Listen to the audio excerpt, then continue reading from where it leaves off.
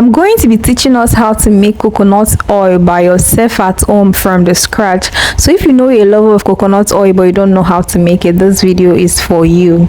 Hi guys, welcome back to the page. So in today's video we are going to be making coconut oil using these two coconuts. Although I already have a video dedicated to that on this page, but I had questions I needed to address. So I started off by using my knife to make a little opening inside the coconut so I can extract the coconut water and drink it. When I tried it, I felt like the coconut itself was already getting bad because coconut water was tasting bad. So on opening the coconut, I realized that the coconut was beginning to attempt to get spoiled. This is the second coconut and I regret not starting from the second one, and I threw away the water. It tasted very sweet unlike the other one.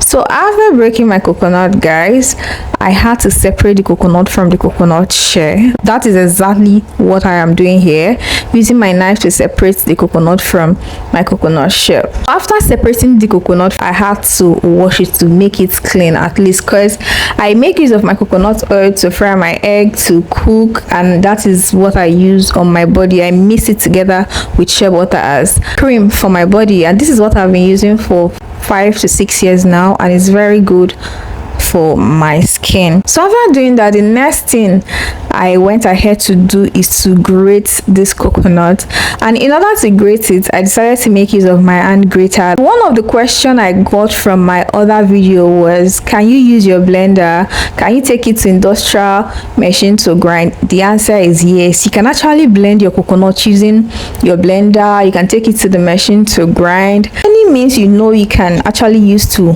blend the coconut, you can use. But for me, I have tried out blending with blender and taking it to the machine to grind, and from my personal observation, I realized that whenever I grate the coconut, I tend to get more coconut oil than when I take it to the engine to grind or to blend it. Then I decided to stick with and grating my coconut. But if you want to use your blender or take it to the machine, the option is for you.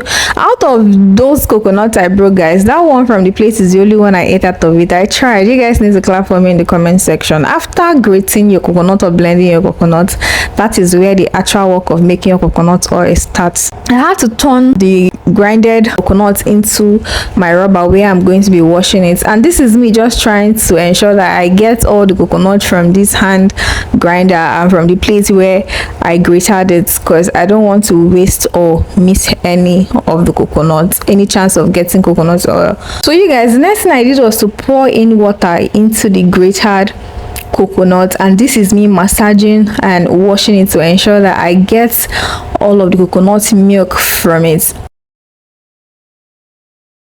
I'm trying as much as possible to reduce the coconut particles from the coconut milk I've already extracted, because I'm the only one doing this. If you know you have help or you have a third party around you, you don't really have to do this I'm doing. But since I'm alone, I'm handling my camera and I'm doing other things. I'm trying as much as possible to make it easy for myself. This is the coconut particles I removed, and now I have to sieve the coconut. When you want to make a coconut, ensure that you make use of a lining or material that you can get your water, but the particles are not going to penetrate into the place you're going to be leaving it. It's not like it's going to cause anything, or then it's just best advice that you sieve it properly, you get. So you guys, that's what I did. After doing that, guys, I had to rewash it again for the second time. You can wash this as many times as you want, as long as you're sure that you're not wasting your coconut or you've extracted all of the milk from the coconut. So that is what I'm doing. I'm washing it for the second time.